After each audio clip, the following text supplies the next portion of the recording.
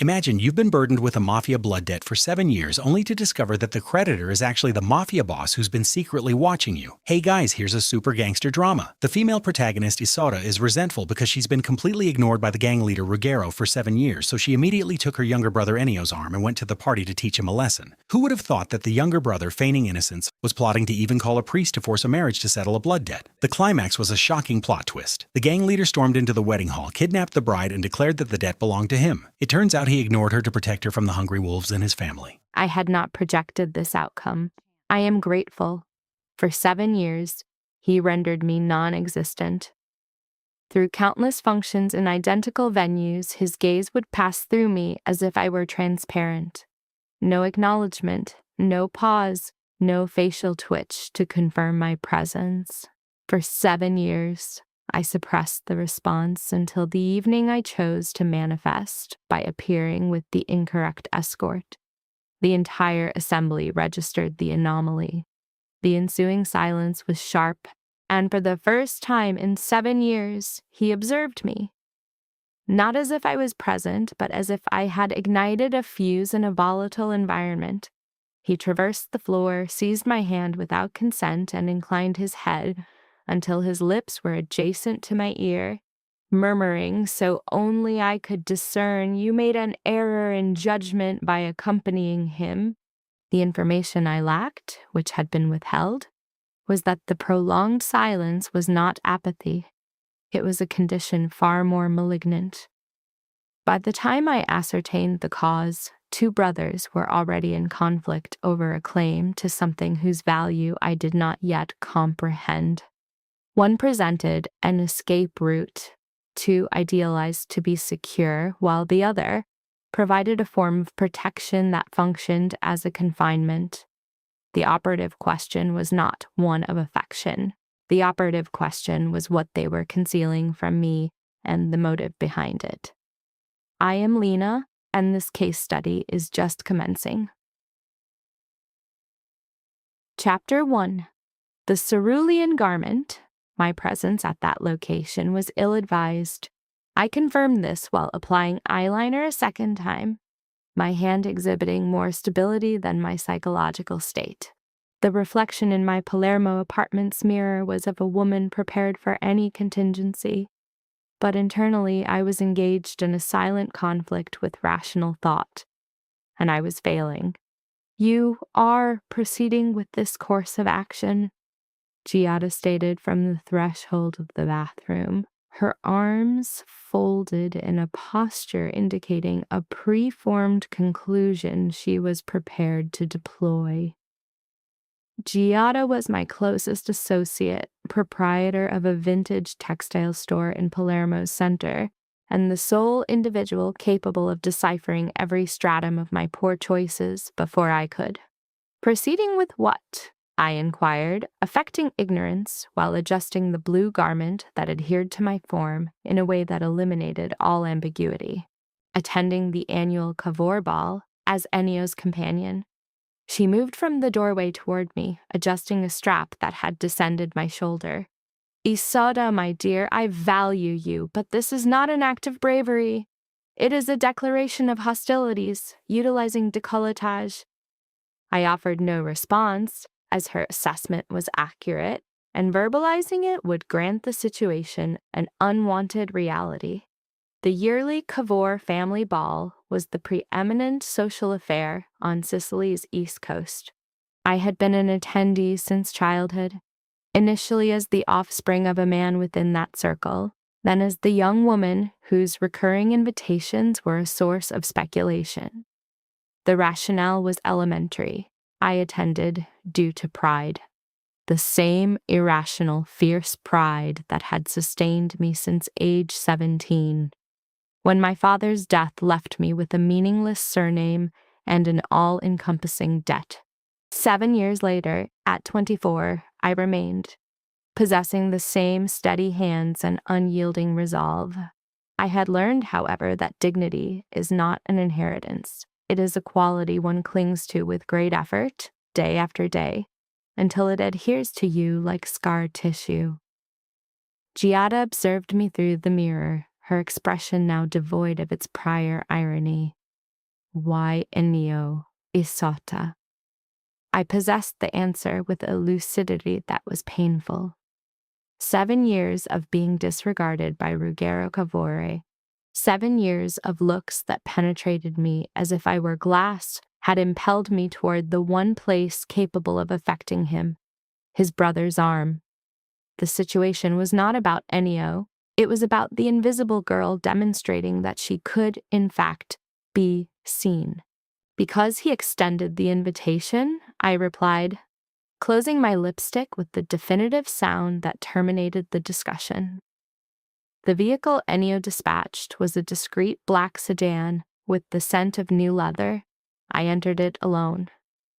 Giada remained at the building's entrance, arms crossed, her parting words resonating in my mind. If the situation deteriorates, contact me. If it proceeds well, also contact me, as I will be unable to rest without a resolution.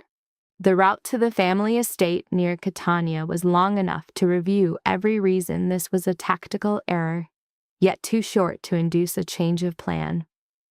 The Cavour mansion materialized from the hills like a sentient organism. A stone exterior, low burning torches, and an excess of vehicles negated any pretense of a simple gathering. It was a demonstration of dominance, and every element conveyed the same message. We are the Cavour, and your presence is by our permission. Ennio awaited me at the base of the staircase. At 27, Ruggero's younger brother possessed a charm that functioned as a snare. A facile smile, warm eyes, and hands that made contact with a gentleness that felt meticulously rehearsed. He offered me his arm with a, "You look exquisite," that seemed too genuine to be credible, and I accepted it, having committed to this course. We entered in unison, and the room's atmosphere shifted. Not with sound, but with the specific silence that marks a sudden, universally recognized change in dynamics. I registered the gazes before I could assign them to individuals. Curiosity, disapproval, and analysis. In Sicily, arriving at a Cavour ball with a Cavour family member is not a social outing. It is a strategic move. Donna Silvia was positioned near the fireplace, with the bearing of a monarch and the vigilance of a predator. The Cavour matriarch, at 70 years of age, had a chilling elegance. She observed me over the edge of her glass, with an expression that was neither animosity nor surprise. It was more unsettling. It was an appraisal, as if she were calculating my breaking point before I understood I was an outsider. I met her gaze for 2 seconds before averting my own, not as an act of submission, but as a strategic choice of conflict for another time.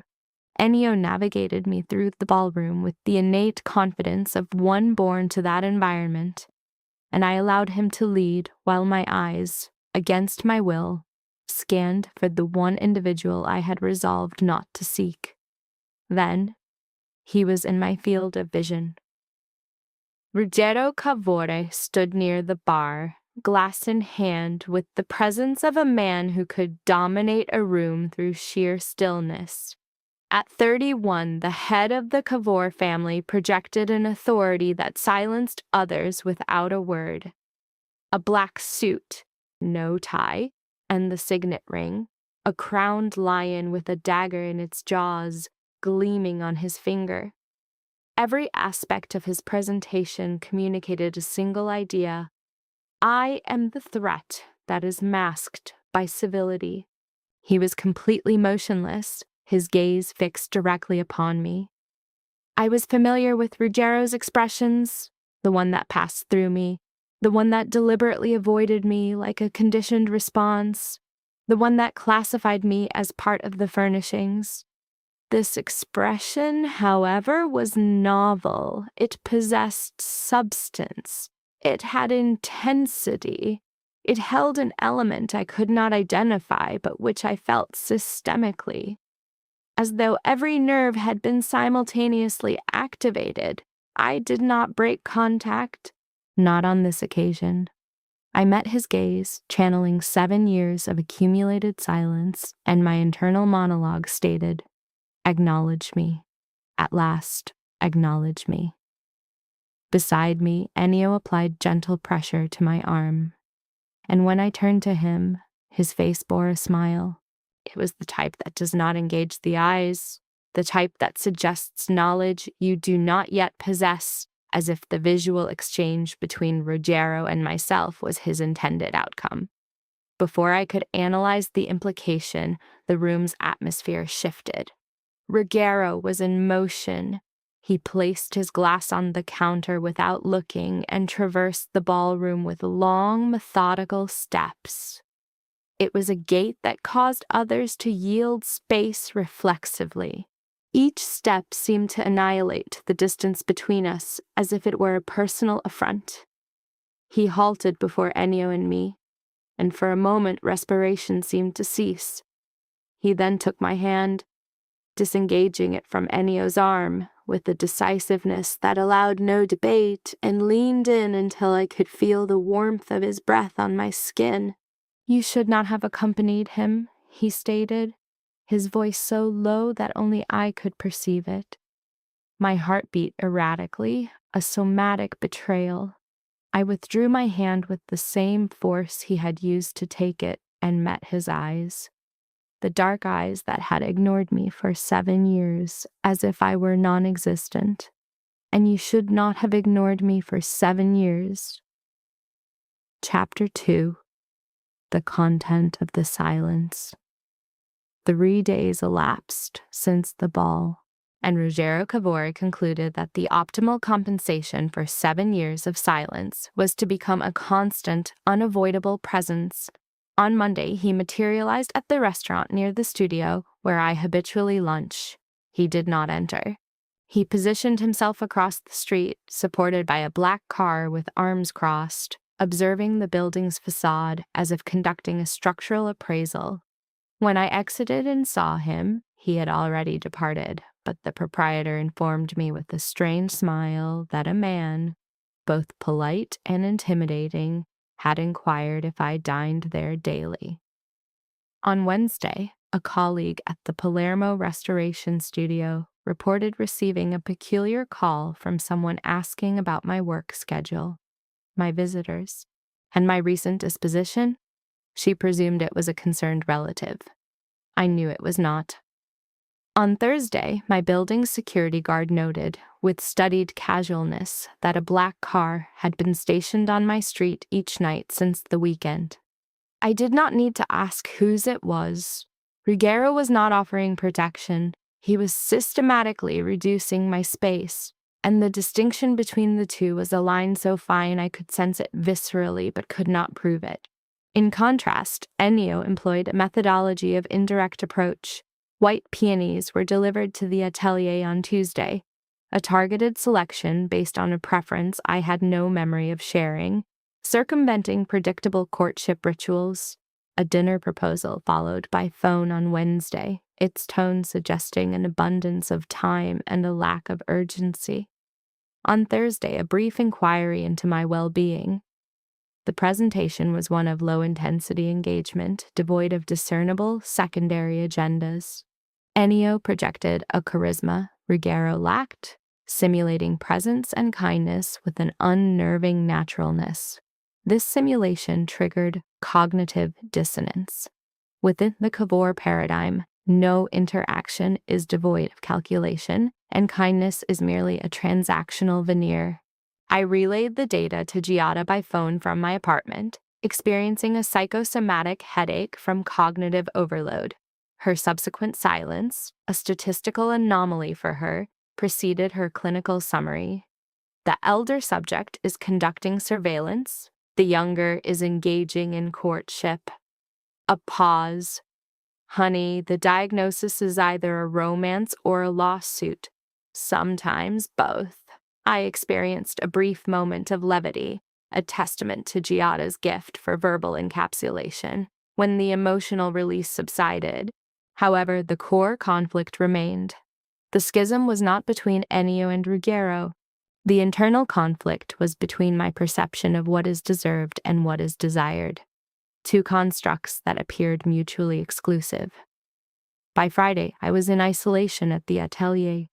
Its location in Palermo's historic center, with stone walls moderating the Sicilian heat, offered a cool, controlled environment. I was restoring a 17th century altarpiece, a task requiring the somatic control and silence I possessed when not destabilized by external stressors. After an hour of solitude, the door opened without a preliminary knock, an action characteristic of an individual unaccustomed to seeking permission. Ruggiero's presence in the doorway induced a perceptual distortion of the space, making it feel smaller. His shirt sleeves were rolled to the forearm, a deviation from my baseline observation of him that had a disproportionately disarming effect. I interpreted this minor exposure of skin as a rare concession. His gaze performed a tactical sweep of the atelier, a behavioral pattern I had previously observed him apply to populated rooms. In this instance, the room's sole occupant was me. "Your work period concluded an hour ago," he stated, implying entitlement to the information. "Is that knowledge from surveillance or from a review of my contract?" I did not divert my gaze from the artifact. While my motor control remained stable, my autonomic nervous system registered acute arousal. He entered, securing the door behind him. The click of the latch served as an auditory cue of finality. Despite the atelier's dimensions, his proximity triggered a sense of claustrophobia. He moved with deliberation, his gaze cataloging every object before it terminated on me from a distance of 6 feet. The silence between us felt tangible, possessing a heavy thermal quality with sharp undertones. I ceased my work and faced him, as maintaining a pretense of normalcy was no longer physiologically sustainable. "State your objective, Ruggiero." "Verbal communication. You do not communicate. You issue commands and allow silence to achieve the result." A micro-expression, the barest movement of his mouth, registered as a near smile, and I resented my own hypervigilance for detecting it. "Your analysis is correct. I am aware." I adopted a defensive posture. "What is the new variable?" He reduced the interpersonal distance, forcing a postural adjustment on my part and amplifying the unspoken tension. "You appeared on my brother's arm," he said, his controlled vocalization betraying underlying emotional instability. He extended an invitation. "You did not." The psychological impact was observable in his masseter tension and darkened eyes.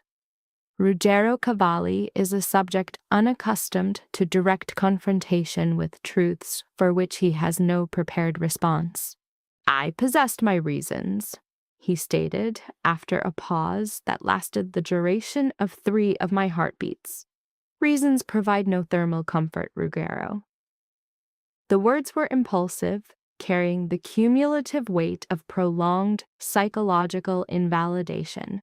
It was the product of years spent in social avoidance, attempting to self-extinguish an emotional fixation I could never resolve. His expression suggested he had experienced a visceral, invasive impact. For a moment of subjective time dilation, I anticipated a protocol-breaking action from him, something that would fundamentally alter the existing dynamic. The scenario was interrupted by the arrival of Tassilo, whose tense posture suggested the expectation of a volatile environment. Identified as Ruggiero's long-term subordinate, Tassilo is characterized by reticence and high observational acuity. His gaze scanned both of us, rapidly assessing our proximity and expressions with the efficiency of a trained threat analyst. "I will wait in the vehicle," Tassilo stated in a flat tone and exited. He re-entered 2 seconds later to add a single word: "Again." After the door closed, Ruggiero exhaled in a display of frustration and took a step back. The high-intensity emotional charge between us lost its urgency but did not fully dissipate. He directed a final, intense gaze at me, an ambiguous signal I could not classify as either promise or threat, and left without further vocalization. Post-encounter, I remained stationary, experiencing somatic tremors and cardiac arrhythmia for the first time in years. 20 minutes later, I relayed the event to Giada, leaning against a cool wall with my eyes closed. After I concluded, she paused for a record 3 seconds. "Well," she said with uncharacteristic softness, "if reasons don't keep you warm fail to register as a direct emotional impact, nothing will. Now go home. Tomorrow you can strategize a response to the man who conflates surveillance with courtship." I terminated the call, secured the atelier, and walked home through Palermo. Olfactory memories of him persisted as an intrusive thought. The next day, Ennio arranged a meeting at a low-stimulus restaurant. His presentation was impeccable, curated attire and a smile wielded as a social master key. The initial dialogue was low resistance, focusing on my profession and activities, a standard rapport-building technique. This ease of interaction was dangerously deceptive, as Ennio later executed a precise tonal shift indicative of a planned conversational maneuver. He mentioned, with feigned casualness, his awareness of my father's standing blood debt. I experienced an acute stress response, manifesting as motor function interruption and auditory exclusion. My focus narrowed to his calm voice delivering information with catastrophic implications. "Do not be concerned," he said, his expression stable and his gaze fixed. "I can arrange for its nullification." Case 3. The blood debt. That night I experienced total sleep deprivation. Ennio's words, "I can arrange for its nullification," became a looping, ruminative thought. Any attempt to reframe his offer as altruistic was met with cognitive resistance. In that system, such offers are exclusively transactional. The following morning, I returned to the restaurant. Ennio was already present, his calm demeanor suggesting foreknowledge of my arrival, like an operative observing the consequences of a planned detonation. "You anticipated my return," I stated, foregoing social preliminaries. "I was hopeful," he replied, offering coffee. "Denial is not your response pattern." I ignored the gesture. "Provide a full debriefing." Ennio's explanation was delivered with didactic patience and legalistic precision. My father's debt to the Cavalli family was a long-standing, unsettled obligation incurred prior to my adolescence. According to the family's uncodified but binding internal protocols, the debt was commensurate with the life. The obligation had remained dormant, neither collected nor absolved. It functioned as a persistent psychological threat, a latent power dynamic any family member could activate at will. "And the proposed solution?" I asked, my vocal control belying my internal state. "Marriage," he said, the word delivered with mundane casualness. "To me, the union would clear the debt. You would be free, protected, and integrated into the family by right, not obligation." I experienced a physiological response consistent with acute thoracic pressure, indicating profound shock. Observing Ennio, the subject analyzed the perceived sincerity in his brown eyes, searching for the underlying manipulative construct. She detected a latent threat, though its specific nature was skillfully concealed. "I'll think about it," was her tactical prevarication, a means to disengage. Contacting her confidant, Giada, she relayed the event, inducing a state of vicarious trauma in the listener. Giada's response was a vehement diagnostic. "Isota," This isn't romance. It's a transaction, and you're not a commodity. While the subject intellectually processed this, her emotional state was dominated by the perceived weight of 24 years of inescapable inherited distress. That afternoon, the subject consulted Severo, the Cavalli family's consigliere, a man in his early 70s whose demeanor suggested a long history of observing power dynamics.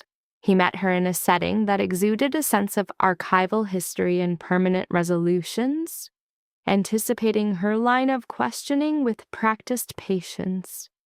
"The debt exists," he stated with clinical finality, "and it's real." "Who holds it?" she inquired. For the first time, Severo broke eye contact, a classic nonverbal tell. "That's a matter for the boss."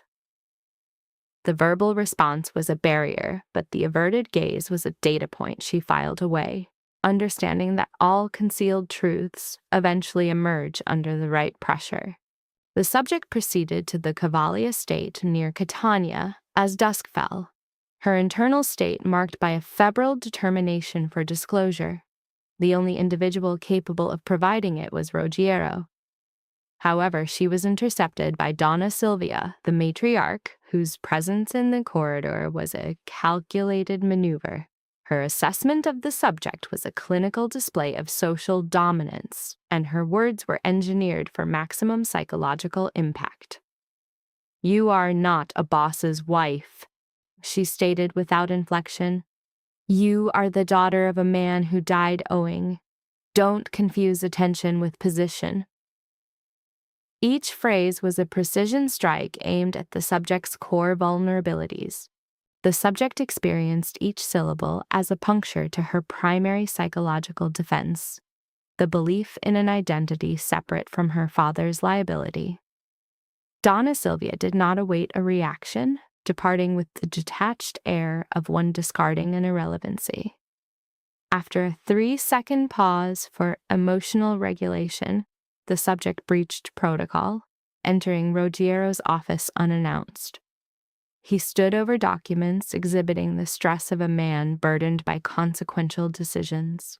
His expression upon seeing her revealed a micro-expression of softening, a brief lapse in his emotional armor that her heightened vigilance registered. "My father's debt," she began, dispensing with the required social protocols. "Who owns it?" Ruggiero maintained a prolonged, scrutinizing silence, a common dominance tactic.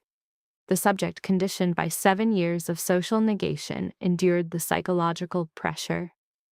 "I do," he finally stated, the words landing with the force of a verdict. The subject experienced a brief somatic shock, but resisted the impulse to sit, denying him the visual confirmation of her destabilization. She remained upright, processing the magnitude of the revelation. Ruggiero Cavour had covertly possessed the instrument of her bondage for years.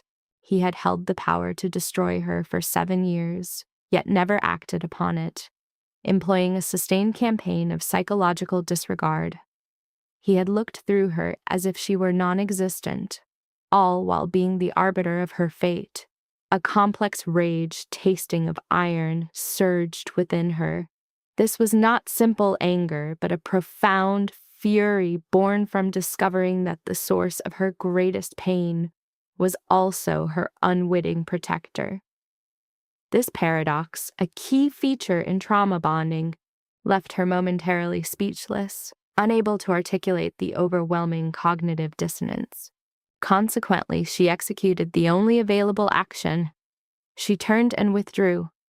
In the corridor, Ennio was positioned with a posture suggesting foreknowledge of the outcome. His expression contained a semblance of compassion, but it was underpinned by strategic calculation. "Now you understand," he murmured, "why I offered another way out."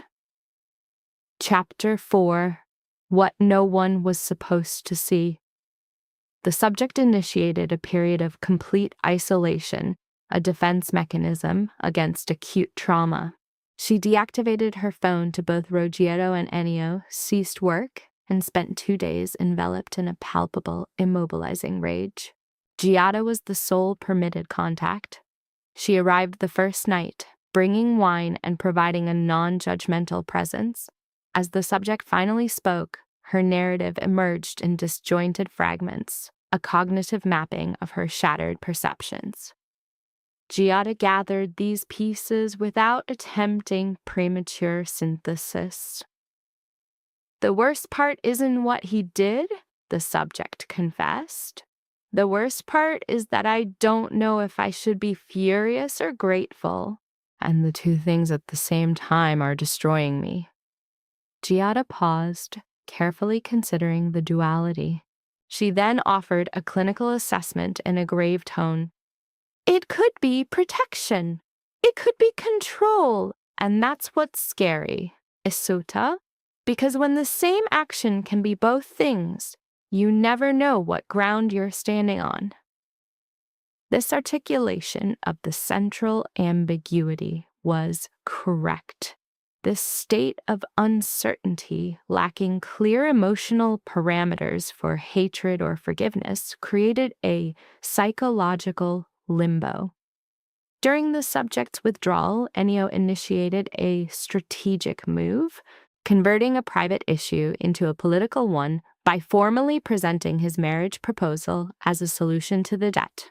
By making the proposal public, he rendered it impossible to ignore. Donna Silvia endorsed it. Severo's silence signified tacit approval. In less than 48 hours, the subject's life had become a strategic point on a political agenda. Ruggiero's reaction was a study in covert aggression typical of a megalomaniac narcissist whose control is threatened. He did not engage in overt confrontation. Instead, he began methodically dismantling Ennio's power base. Contracts were voided, personnel were reassigned, and access to resources was systematically severed with surgical precision. The conflict between the brothers escalated from personal to structural, with the subject as the unwitting fulcrum.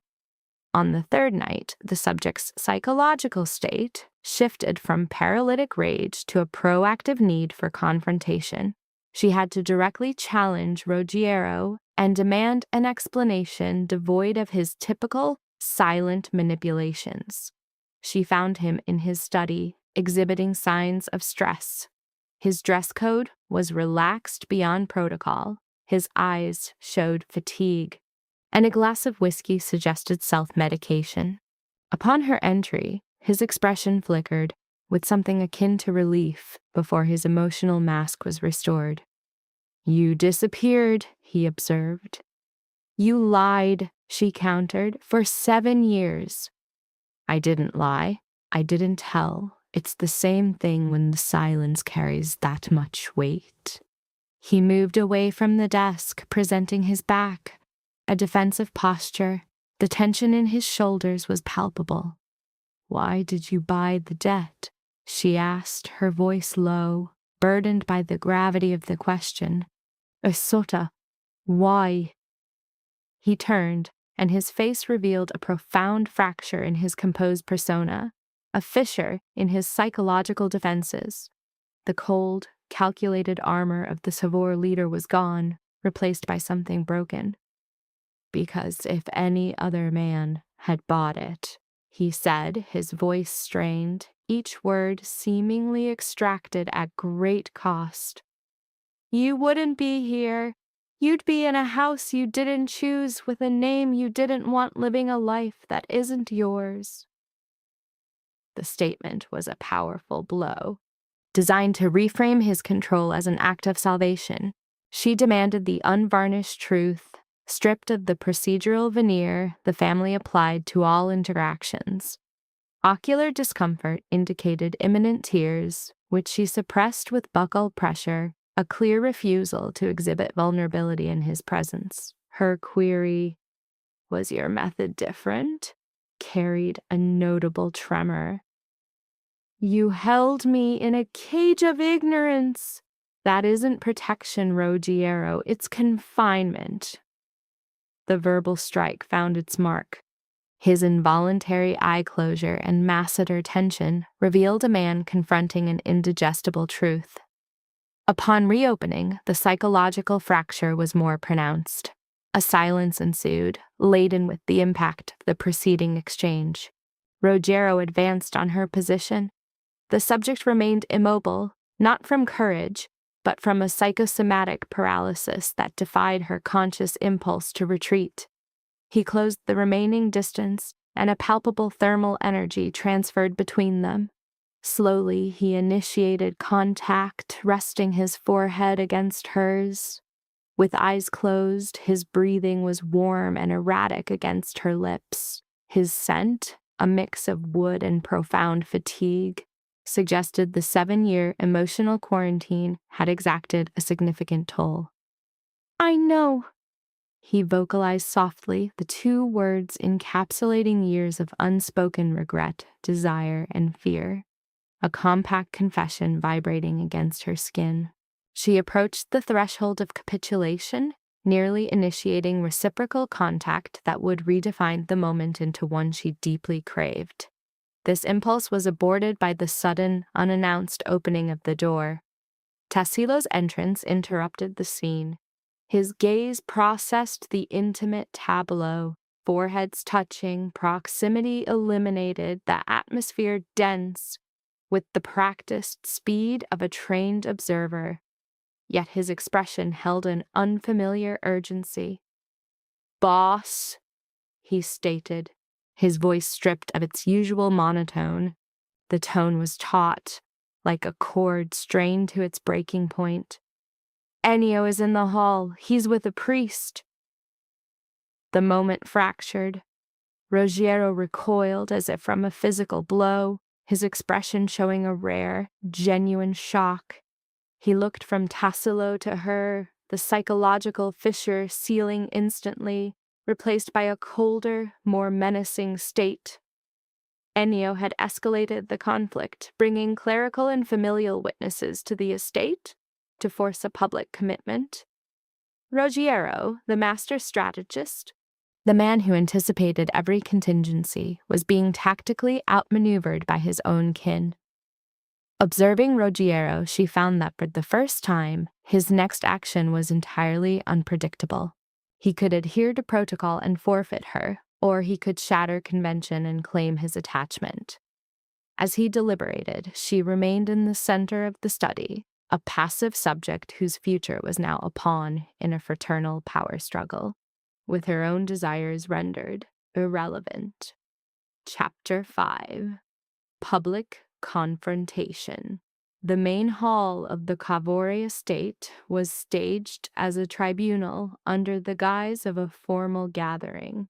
Chairs were arranged in a semicircle. Family members sat with the rigid posture of spectators awaiting an irreversible event.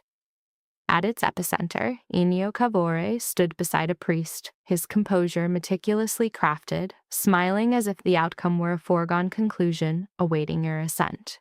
The summons had not specified a ceremony. The message read, "Formal meeting regarding the debt, delivered personally by Tassilo that morning." He had lingered at her Palermo doorway for 2 seconds longer than was necessary. The envelope extended between them as if it were a morally compromising object. His expression conveyed more than simple reluctance. It was the look of an individual with full knowledge who discloses just enough to assuage a future crisis of conscience. He began to speak, then stopped, offering only, "Read it carefully." She misinterpreted this as mere formality. Dressed in understated attire, she drove to the Catania estate, maintaining control while experiencing significant anxiety, expecting a negotiation over documents and terms. The choice, she believed, would still be hers to make. Upon entering the hall and observing the priest in his stole, the audience-like seating arrangement, the expectant faces, and Ennio's polished smile acting as the centerpiece, her sense of stability eroded. It was not a sudden collapse, but a slow, methodical dissolution, characteristic of a carefully designed trap disguised as an invitation. Donna Sylvia occupied a primary seat at the front row. The Cavour matriarch was, as ever, a study in control, dark attire, immaculate hair, hands clasped with the placid air of one whose authority is absolute without ever needing to be asserted. The family signet, a crowned lion with a dagger, glinted on her finger, a potent symbol of the established order she was not a part of. The matriarch's posture conveyed tacit approval, not with overt enthusiasm, but with the quiet satisfaction of seeing events align with her expectations. Ennio advanced 2 paces. His smile was disarming, his tone deceptively soft, like one presenting a carefully chosen gift. "Isota," he said, his open-armed gesture appearing welcoming while functioning as a psychological barrier. "Thank you for joining us. I came to discuss the debt," she replied, her voice more controlled than intended, her body's limbic system having already identified the threat. "This is precisely that," he affirmed, addressing the room with the confidence of a director who controls the entire production. Ennio articulated his proposal with rehearsed eloquence, framing the marriage as the most honorable resolution to a debt he claimed she should not bear. He skillfully employed keywords: tradition, honor, protection, union, placing them with the precision of a jeweler to create a compelling facade. The blood debt from her father would be nullified through a marital contract. She would be integrated into the Cavour family, granted formal protection. The social stigma she had borne since adolescence would be erased in a ceremony he proposed could occur within 30 days. "My proposition is straightforward," he announced to the assembly with unshakable self-assurance. "The marriage resolves the debt, aligns our interests, and upholds the traditions of this family. Isata transitions from a debtor's daughter to a Cavour wife. The debt is erased. Honor is preserved." Donna Sylvia nodded. The gesture was minute, almost imperceptible, but its weight was that of a final verdict. The matriarch had conferred her blessing, a force second only to the boss's own decree in the Cavour hierarchy. A survey of the room revealed a uniform, unspoken message. "This is correct. This is expected. This is the designated role for a woman in your circumstances. Accept the offered solution and cease to be a problem." "What are the terms?" she inquired, using the question as a tactic to stall for time while her position grew more untenable. Ennio responded with practiced patience, outlining timelines and conditions with the dispassionate cadence of a contract reading. "And if I decline?" she asked. The ambient sound in the room ceased. The air itself felt denser, as if from a collective suspension of breath. Ennio inclined his head with the condescending gentleness of one explaining the obvious. "The debt remains, Isata. Its current holder can collect it at his discretion by any means he deems appropriate." The menace was unambiguous, elegantly woven into the silken delivery that was his trademark for all communications, including threats. The family members initiated a non-verbal exchange, and the shared glances conveyed a uniform conclusion. A consensus had been reached. It became evident that I was the sole individual in the room yet to process that my input was purely ornamental. My gaze fixed on the main door, the imposing dark wood portal to the mansion's central hall, a threshold Ruggiero had crossed countless times. His characteristic heavy gait and the demeanor of a man bearing immense burdens, unaided, were absent. The door remained shut. He was not present. The void that formed in my chest was not shock. It was confirmation. It is the specific pain that arises from anticipating a negative outcome, hoping for error, and finding one's initial assessment was correct. Ruggiero, had not appeared. The man who had once rested his forehead on mine, murmuring, "I know." The man who had acquired my debt as a protective measure. The man who traversed a crowded ballroom to remove my hand from his brother's arm. That individual was absent, and his non-presence communicated more forcefully than any utterance from Ennio. I parted my lips, uncertain of what sound would emerge, a refusal, an inquiry, or the type of silence that signals capitulation without words. The priest observed me with a perfunctory compassion. Donna Silvia regarded me with the patience of one awaiting the inevitable, and Ennio met my eyes with the placid certainty of an individual who has already secured victory. At that moment, the side door flew open. Not in a literal sense, Clear's throat, but the percussive impact as it struck the wall produced an equivalent effect. Giada entered the hall with the urgency of someone fleeing a burning structure, seemingly the only one with the rational impulse to escape. Her dark hair was disheveled and wild, her respirations were shallow and rapid, and her eyes held a fury seen only in those who love another enough to commit irrational acts without hesitation. Tekello had alerted her. I deduced this from the glance Giada directed toward the door as she moved across the space. It was a brief look of acknowledgement, the kind exchanged between accomplices, and the realization struck me amid my relief, an irritant like a stone in a shoe.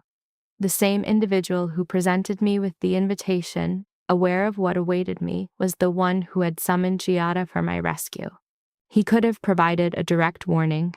He could have stated the truth at my door that morning, rather than allowing me to enter that room under the impression I would be reviewing documents. But he refrained. He selected a course of action that shielded my friend, protected himself, and permitted me to walk into the snare without awareness.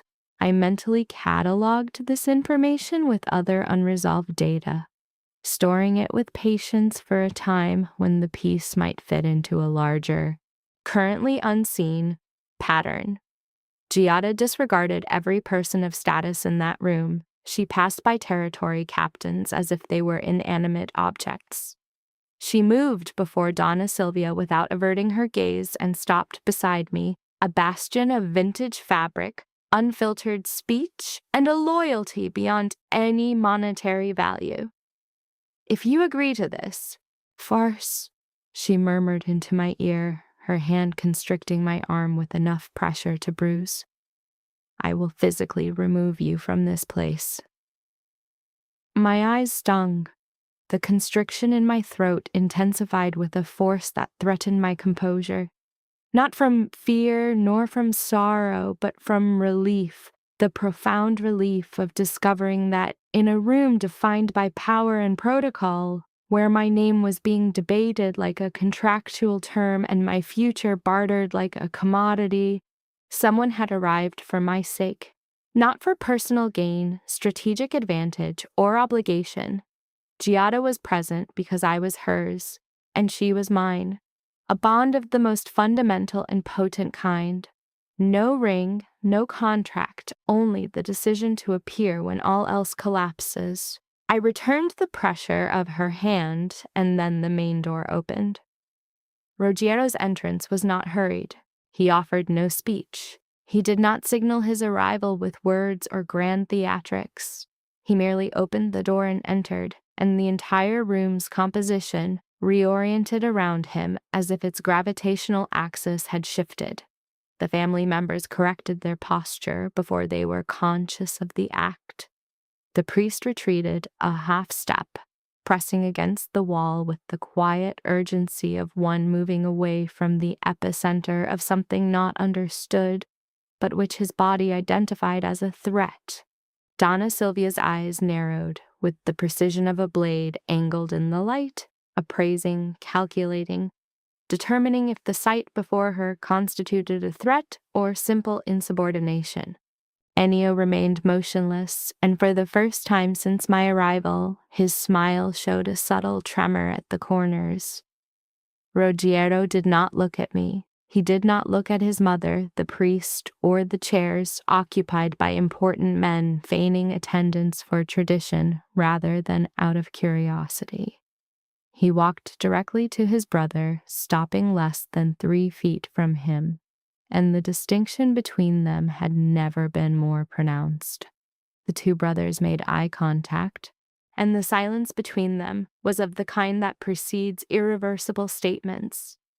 Ennio maintained the gaze, and I recognized the courage that action demanded, for to look at Ruggiero Cavouri in that state was to stare into a conflagration, trusting the separating barrier would not fail.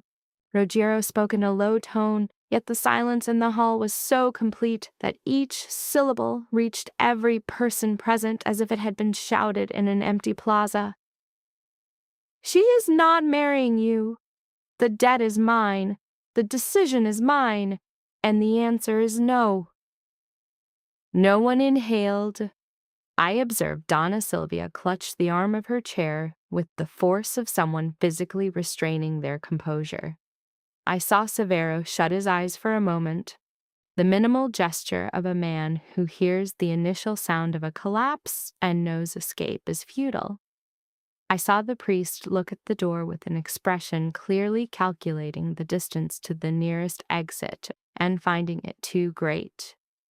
Ennio did not lose his smile, but its quality transformed from cordial to incisive, from warm to sharp, like a blade turned to its cutting edge.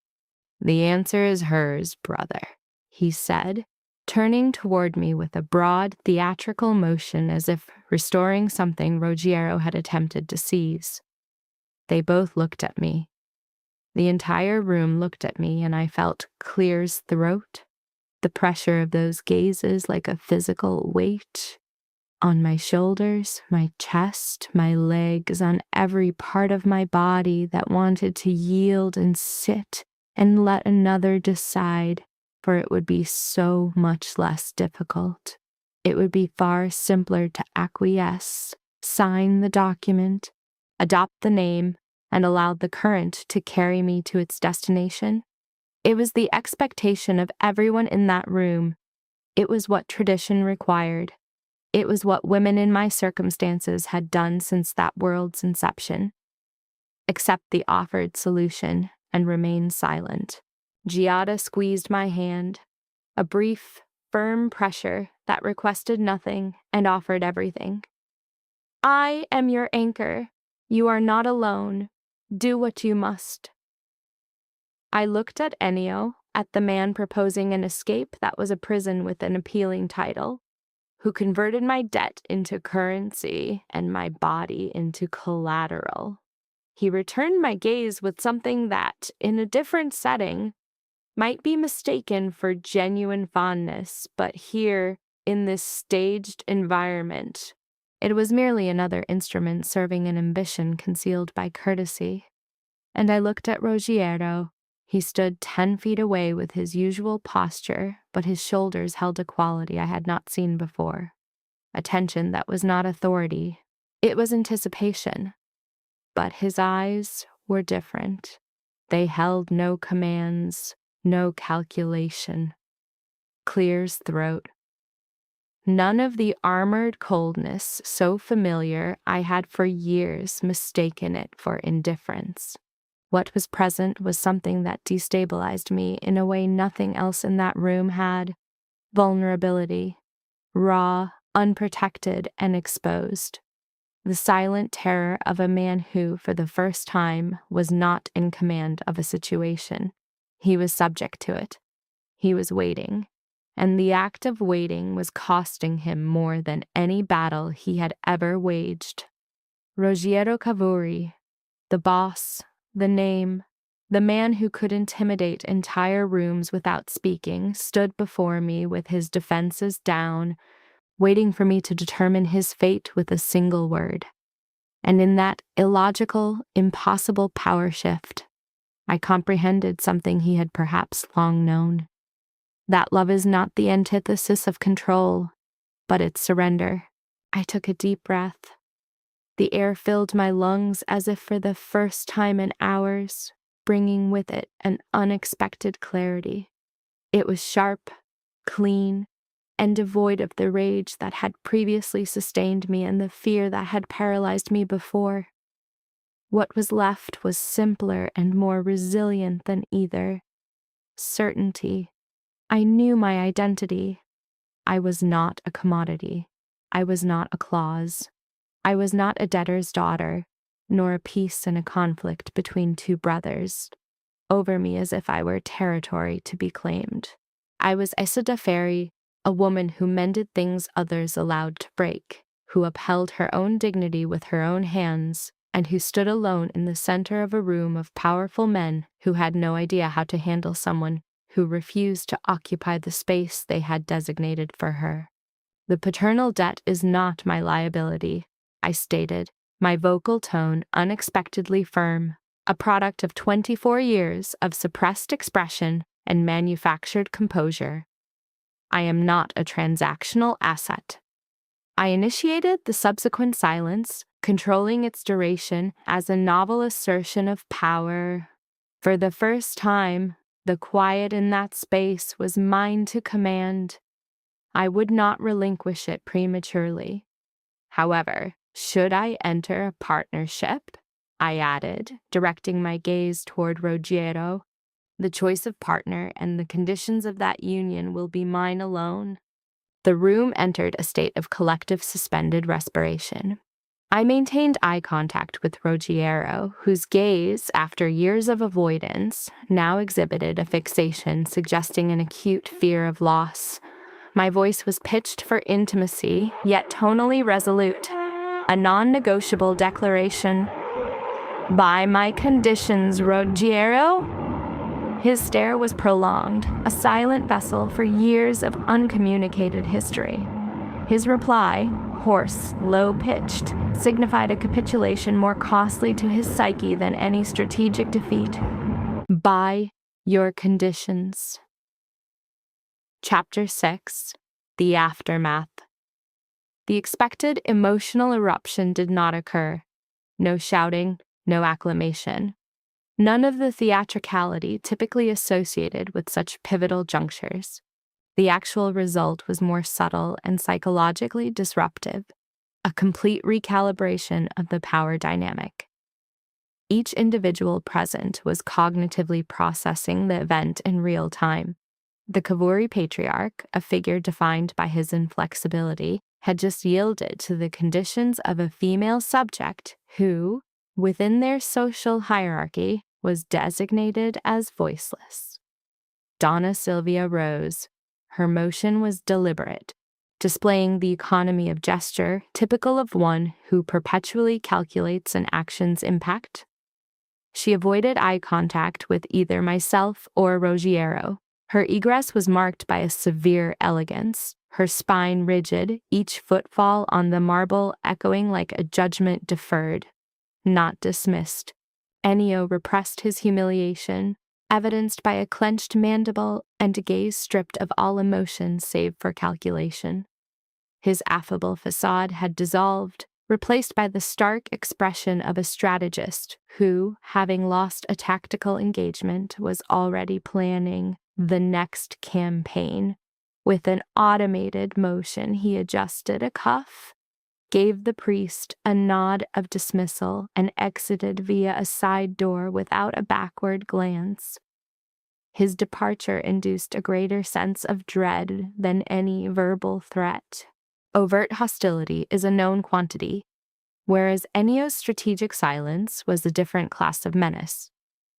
Severo exhaled, releasing tension held throughout the confrontation. He glanced from Ruggiero to me, and the consigliere's weathered features displayed an unexpected micro-expression: relief. It was subtle, almost self-conscious, yet visible in his eyes, and the relaxation of his posture as he leaned on his cane and breathed deeply. He resembled an observer who had witnessed a vessel navigate a tempest intact. Once the room cleared, Giada initiated a forceful embrace.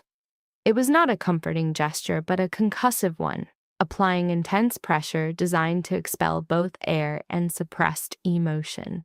I registered the tremors in her shoulders, identifying her weeping before my own, a predictable pattern given Giada's tendency to experience my emotional states with an intensity I consistently repressed. "You just rejected an entire clan?" she articulated into my shoulder, her voice constricted by emotion, each syllable saturated with vicarious pride. My pride has never been greater. My response was a brief, tremulous, tear-laden laugh, an expression of relief rather than joy, an emotion too multifaceted for the immediate context. True comprehension of my actions would require subsequent piecemeal processing. I cupped her face and stated, "I appreciate your presence." "Without question," she replied, her characteristic stark loyalty affirming her position as my primary attachment figure, superseding the Kavuri, the debt, or any male. Giada disengaged, dried her eyes with her hand, and spoke of requiring wine and a month-long respite. She then departed with the unvarnished dignity of one who displays emotion openly without shame. And I remained, standing in the middle of a vacant hall, the air thick with the scent of extinguished wicks and irrevocable choices. I was aware of my own cardiac rhythm and a novel sensation of stability, as if the ground itself was finally my own. Roggiero's approach lacked his typical dominant, territorial gait. His steps were measured, cautious, as though the interpersonal space between us was a delicate new construct. "You are here," I observed, my tone softer than intended, the relief of his presence evidently dismantling my final defensive layer. "I nearly was not," he responded, a statement whose candidness had more impact than any comforting falsehood. "For what reason?" He halted before me, his proximity close enough to radiate heat, yet distant enough to signify the final remnant of a pride he was beginning to shed, because his presence meant selection, and selection entailed the forfeiture of assets he had spent a lifetime accumulating and defending. His gaze performed a slow scan of my features, the meticulous attention of one committing a valued object to memory out of fear of its loss. "However, absence equated to losing you. At the threshold, I determined that none of my protected assets justified that cost." The ambient quality of the space between us shifted. The socio-political tension that had charged the room dissipated, supplanted by a more volatile and silent force, the latent interpersonal energy that had always existed between Roggiero and me, an autonomic current we had both failed to suppress. I offered no verbal response. It was unnecessary. For the first time in my association with Ruggiero Cavouri, our proximity was not dictated by debt or obligation, but by mutual, imperfect, and formidable choice. We exited through the main entrance. The Sicilian evening was warm, the dense air carrying olfactory notes of jasmine and sea salt. The estate's lights appeared as fixed points on the hills, while indistinct vocalizations from the mansion suggested a social system in flux. We proceeded through a torchlit garden, and the silence that accompanied us was qualitatively different from any we had previously experienced. It was not his customary silence of defensive separation, nor my silence of self-protection. It was a shared state, tentative and laden with unarticulated data, yet for once it was not propped up by deception. Then he halted. As he faced me, a nearby torch cast one side of his face in light and the other in shadow, a fittingly accurate representation of Ruggiero Cavouri. "Do you wish for the truth?" he inquired. His voice contained a novel element, fear, It was not the operational fear of an adversary, but the vulnerability of an individual preparing for self-disclosure, uncertain of the subsequent evaluation. All of it. A breeze carrying the scent of lemon trees moved between us, symbolically clearing the residual artifacts of the prior confrontation. I observed him, his dark eyes, after 7 years of disregard, now fixed on me as if I held the answer to a question he was too apprehensive to pose. My reply affirmed the one element I had always required and he had always withheld. It is the sole missing component. Chapter 7. The Communicative Silence. The Kavori property included a terrace I had not previously observed after dark. It was located on the eastern flank of the main house, projecting over a decline of olive groves that met the sea. From this vantage, the coastline of Catania was visible, a luminous cluster on the horizon. Ruggiero guided me there wordlessly, up a stone stairway so constricted it enforced single-file passage. He led, and I followed. The 30-step ascent provided a window for reflection on the fact that this man had just prioritized me over his clan, a reality whose implications I had yet to process. The space itself was Spartan, aged stone, a moss-covered parapet, and 2 iron chairs that suggested pre-Kavori origins. A gibbous moon cast a cyanotic light, lending the scene a timeless quality. He braced his hands on the wall and fixed his gaze upon the sea. The female subject positioned herself behind the male, exhibiting a guarded posture with crossed arms. Her cardiovascular rate was markedly elevated, a physiological indicator of acute stress. The intervening silence was not aggressive, but weighted, characteristic of a pre-conflict stasis where both parties anticipate a paradigm-shifting verbal exchange. He initiated. 3 entities vied for your debt, he stated, his gaze fixed on the seascape. His vocal tone was diminished, lacking its typical authority, suggesting a deliberate shedding of his dominant persona. The female subject remained immobile, non-responsive. 2 plan to use you as collateral. A mandibular clench accompanied the word collateral, indicating profound aversion. The third would have transferred the asset to the Ferrante syndicate, who view individuals as commodities. Their methods would be congruent. The subject stated, I am aware you acquired it. She then questioned the subsequent period of non-contact. He pivoted, his face illuminated by lunar light. Because my attachment to you would have been weaponized. Only the statement acted as a significant psychological stimulus. Its effects permeated the subject's long-established emotional defenses. You withdrew, she reiterated, her inflection shifting from inquiry to accusation. His statement remained a potent factor in the environment. Emotion is a vulnerability. Vulnerability is a liability. This logic, though processed, was slow to penetrate the subject's reactive armor of resentment and wounded ego, defenses constructed against this very individual. You maintained no contact, she stated, for 7 years as a protective measure to ensure your survival. And you deemed that sufficient. A vocal tremor on the final word betrayed her attempt to conceal the extent of her psychological injury. The exposure was undeniable. You equated my survival with my utter effacement? Ruggiero delayed his response. He remained stationary, his intense gaze creating a palpable, thermal-like sensation on her skin. His expression conveyed a nonverbal admission of culpability that was more disarming than any apology. He was aware. He understood his error. He recognized his form of protection had induced a 7-year period of self-doubt isolation, and persistent anxiety regarding her own perceived inadequacies. This awareness was visible, like a psychological lesion.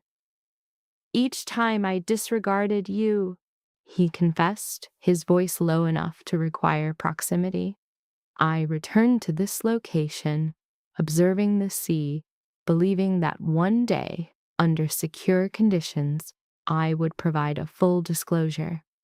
I would locate you, establish eye contact, and articulate that every instance of silence was a strategic choice, more costly than any conflict I've engaged in. An air current displaced a lock of her hair. Before she could react, Roggiero's hand moved with a notable hesitation, as if overriding years of self-imposed prohibition. His fingers repositioned the hair strand with a gentleness incongruous with his physical build. This tactile contact initiated a significant neuroelectric response, originating at the base of her spine and ascending to her occipital region. He did not retract his hand. His digits then traced the contour of her jaw, a slow and deliberate mapping of a feature previously assessed only through visual observation.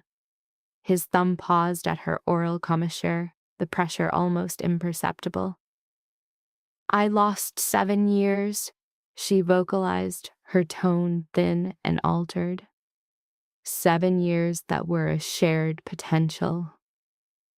I am aware.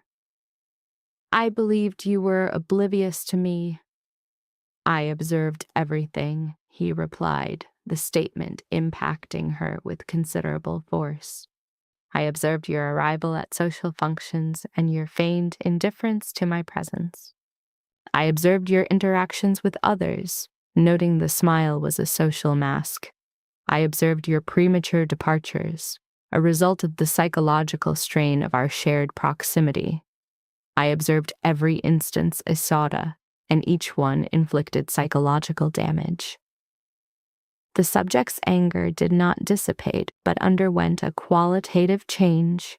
It evolved from the sharp resentment of perceived rejection to a more complex, painful empathy. This is the anger of realizing that lost time is irrecoverable, and that the male subject had endured a parallel suffering, communicated through silence. His only available modality for expressing attachment without creating a threat. You will not disregard me again, she stated, not as a request, but as a non-negotiable term.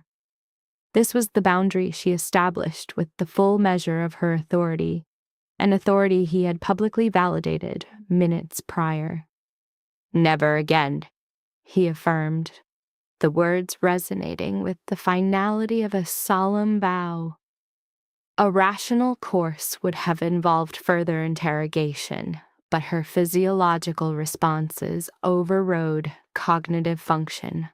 Her body now responded to the sustained warmth of his hand and the proximity that had become an overwhelming gravitational pull, the antithesis of pain. It was the capitulation of two entities who had ceased their prolonged resistance. The initiation of the kiss was mutual, a simultaneous closure of the space between them that felt preordained. It lacked urgency or desperation, possessing instead the slow inevitability of a written outcome they had both tried to nullify. His mouth met hers with a surprising softness, contrary to the relentless intensity characteristic of his other behaviors. This was not aggression, it was capitulation. The action of a man ceasing to fight the singular force he could not dominate. His hand shifted to her nape, his fingers intertwining with her hair, applying a firm pressure that prompted a posterior tilt of her head. The nature of the kiss shifted, gaining intensity, thermal energy, and a hunger born of prolonged denial. The gustatory stimulus was warm, with trace notes of wine. His arms encircled her waist, pulling her into full body contact. The solid impact of his chest, the strength of his embrace, and the olfactory stimulus of his skin induced a profound, non-physical vertigo. The subject experienced a sensation of falling, with him as the terminus. He pressed her against the terrace's stone retaining wall. The contrast between the cool surface at her back and the heat of his body elicited a low, involuntary vocalization from her. Ruggiero paused the kiss. He withdrew his mouth by a minimal distance, sufficient to re-establish eye contact with an intensity that felt visceral. "If you wish to terminate this," he said, his voice hoarse, his respiration irregular, "the directive must be given now, as my control is rapidly degrading." I observed him. His eyes, which had avoided hers for 7 years, now displayed a hunger that was not merely physical but existential. It was the look of a man who has located his sole point of existential clarity and fears its imminent loss.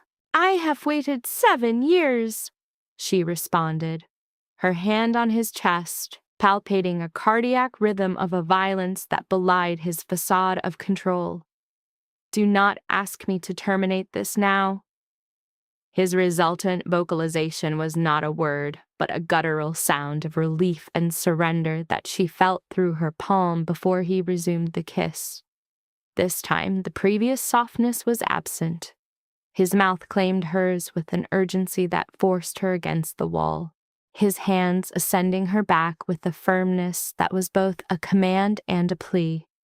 She gripped his shoulders, which were tense and vibrating with contained energy, pulling him closer as any remaining distance was now intolerable. His hand located the strap of her garment and displaced it from her shoulder with torturous slowness. The tactile sensation of his calloused fingers against her skin demonstrated a restraint that was nearing its limit. His mouth began a slow, warm descent along her neck, creating a path of controlled heat that activated every nerve ending. His lips applied varied pressure in a precise pattern, exploring the sensitive arch of her throat and lingering over her carotid pulse. As if memorizing its frantic rhythm, his exhalations against her skin triggered an involuntary arching of her body toward his. His lips paused at the juncture of her neck and shoulder, his breathing constant against her skin, his hands firm at her waist. His body maintained an intense pressure at all points of contact. His hips moved against hers the rhythm was slow and deliberate, a subtle, constant pressure generating deep somatic warmth, a veiled friction that implied future escalation without haste.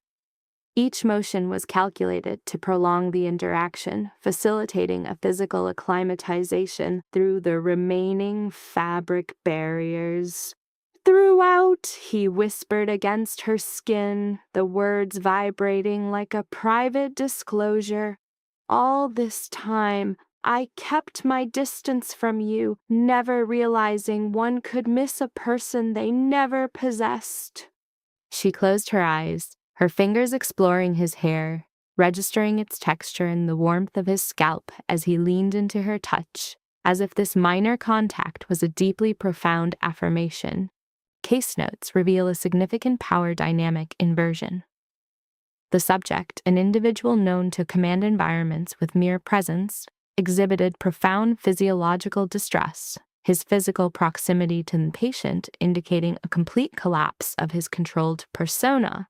The patient perceives this surrender not as an abrupt event, but as a slow, inevitable erosion of his defenses. The observed intimacy remains non-explicit, its potency derived from liminal states. Interrupted gestures, faltering respirations, and tactile pressures that wordlessly communicate a profound underlying need. Upon regaining full sensory awareness, the patient was positioned against his chest, monitoring his still elevated cardiac rhythm. He maintained a restrictive hold, clutching her as if she represented a singular point of stability in a reality he had personally deconstructed. Environmental stimuli passed unremarked. The patient issued a direct command, "Don't ignore me again," to which he replied, "Never again." This verbal promise was reinforced through nonverbal signals. increased physical pressure, and a deeper respiratory pattern, transforming the words into a physical claim. They remained in this state until significant atmospheric shifts occurred. He held her as if she were the only tangible variable in a world of strategic alliances and betrayals. The patient, for the first time, ceased resisting this contact, reframing her dependency not as a weakness, but as a form of psychological completion, a state she had pathologically denied. Chapter 8. The Morning Shadow. The following morning, the patient awoke in his quarters. He was absent. From the window, she observed the grounds, which presented a facade of absolute tranquility. The recent conflict was resolved, the choice made, and silence replaced by a semblance of truth. The patient's gaze, however, locked onto a discordant sight. Tassilo engaged in conversation with an associate of the rival, Ennio. The interaction appeared disturbingly amicable, which immediately activated the patient's threat detection protocol. Such casual congress with a hostile faction was a severe breach of conduct. The patient remained a motionless observer until Tassilo looked up, his rapid gaze aversion, a classic indicator of guilt, fear, or a similar state of concealment. Ennio's man exited through a side gate. Tassilo proceeded toward the mansion, avoiding further eye contact. The patient initiated no action, her cardiac rhythm accelerating to a frequency associated not with romantic arousal but with primal threat. This was an instinctual response conditioned by her upbringing. The peace had been authentic. The emotional bond was verifiable.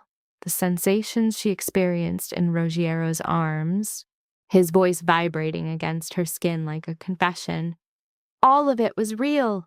She processed this data with the certainty of her own identity. Yet her primary conditioning as the daughter of a man who died in debt remained dominant.